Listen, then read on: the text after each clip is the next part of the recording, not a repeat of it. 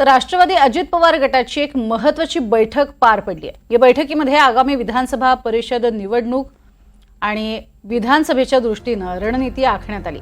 अजित पवारांच्या नेतृत्वाखाली झालेल्या या बैठकीत प्रत्येक आमदाराला विधानसभा निहाय जबाबदारी दिली जाण्याबाबत काही महत्त्वाच्या सूचना करण्यात आल्या। तसंच पक्षाकडून अजित पवार यांचं ब्रँडिंग केलं जाणार आहे। या बैठकीला सगळे प्रमुख राष्ट्रवादीचे नेते उपस्थित होते।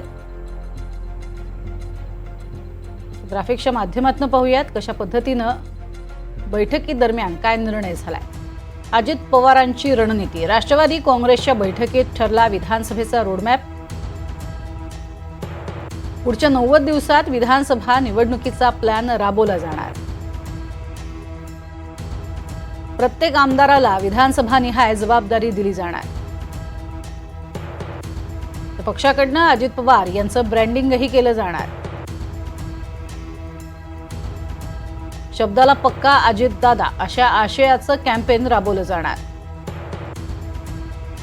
विरोधकांना आपल्या नरेटिव्हवरती आणा, आपला नरेटिव्ह सेट करा, असंही या रणनीतीमध्ये ठरलंय।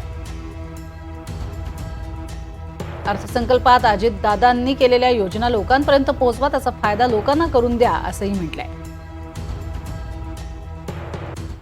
मी मॅरेथॉन बैठका घेत आमचे सर्व राज्यांतील जिल्हाध्यक्ष यांची स्वतंत्र बैठक, प्रदेश पदाधिकाऱ्यांची स्वतंत्र बैठक, महिला पदाधिकाऱ्यांची जिल्हाध्यक्षांची स्वतंत्र बैठक, युवक, विद्यार्थी, अल्पसंख्याक, सामाजिक न्याय सेल, विविध सेल या सर्वांची बैठक त्या ठिकाणी घेऊन आगामी येणाऱ्या विधानसभेच्या निवडणुकीला सामोरं जाण्याच्या दृष्टिकोनातून आम्ही संबंध ग्रामीण भागांतील गाव पातळीवरील नेमकं जनतेचं मन काय हे सुद्धा मी एवढं या बैठकीच्या माध्यमातून ठरवलेलं आहे की 14 तारखेला दुपारी 1 वाजता बारामती येथे फार मोठा जाहीर सभा हे महाराष्ट्राच्या इतिहासात यापूर्वी झाली नाही, या माध्यमातून आम्ही त्या ठिकाणी सुरुवात करणार आहोत।